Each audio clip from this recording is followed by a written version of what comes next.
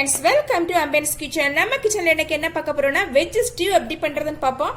அதுக்கு முன்னாடி நம்ம சேனலை என்ன சப்ஸ்கிரைப் பண்ணாதவங்க சப்ஸ்கிரைப் பண்ணிக்கோங்க. அப்படியே பக்கத்துல இருக்கிற பெல் பட்டனை அமுத்திக்கோங்க. அப்பதான் அப்லோட் பண்ற எல்லா வீடியோ உங்களுக்கு உடனுக்குடன் கிடைக்கும். வாங்க எப்படி பண்ணலாம்னு பாப்போம். வெஜ் ஸ்டூ பண்றதுக்கு நான் அடிக்கனமான ஒரு பாத்திரம் அடுப்புல வச்சிருக்கிறேன். இது நல்லா காஞ்சிச்சு. இதுல 2 டேபிள் ஸ்பூன் தேங்காய் எண்ணெய் விட்டுக்கலாம். இது பாத்தீங்கன்னா ஆப்பா இடியாப்பத்துக்கு ரொம்ப நல்ல அட்டகாசமான காம்பினேஷன். இப்போ எண்ணெய் காயட்டும். எண்ணெய் காஞ்சிச்சு. இதுல ஒரு பிரியாணி இலை போட்டுக்கலாம். ஒரு பட்டை, 2 ஏலக்காய், 3 பீஸ் கிராம்பு, அப்புறமா ஒரு பெரிய வெங்காயம் நீட்டு வாக்குல கட் பண்ணது. வெங்காயம் நல்லா வதங்கட்டும். நீட்டு வாக்குல நறுக்குன 2 பச்சை மிளகாய். இந்த டிஷ்ஷுக்கு காரமே பச்சை மிளகாய் தான். சோ 2 அல்லது 3 போட்டுக்கலாம்.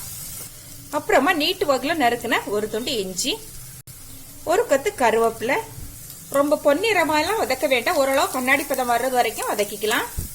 வெங்காயம் ஓரளவு வதங்கியாச்சு. இப்ப நம்ம மற்ற காய்கள் எல்லாம் சேர்த்துக்கலாம். கேரட் 1 கப்,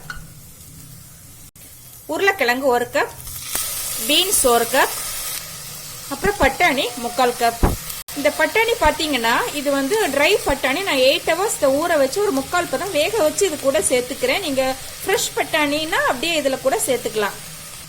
3/4 டேபிள் ஸ்பூன் உப்பு. இது கூடவே தேங்காய் பால் சேர்த்துக்கலாம். பாத்தீங்கன்னா நான் ஒரு அரை மூடி தேங்காய் எடுத்து அதை துருவி நல்ல மிக்ஸில அடிச்சு முதல் 2ஆம் பால் எடுத்து வச்சிருக்கிறேன். இப்ப நான் விடுறது வந்து 2ஆம் பால். 2ஆம் பால்ல நல்லா காய் வேகட்டும். மூடி போட்டுறேன். இப்ப காய் நல்லா வேகட்டும். ஒரு 10 நிமிஷம் வேகட்டும்.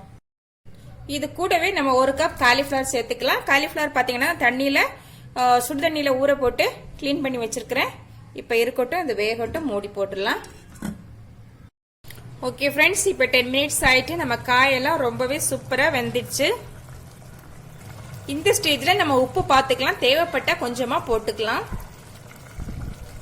இப்ப நான் பாலை சேர்த்துக்கிறேன். பாலை சேர்த்து ஒரு 1 நிமிஷம் கொதிக்க விட்டு இறக்கிக்கலாம்.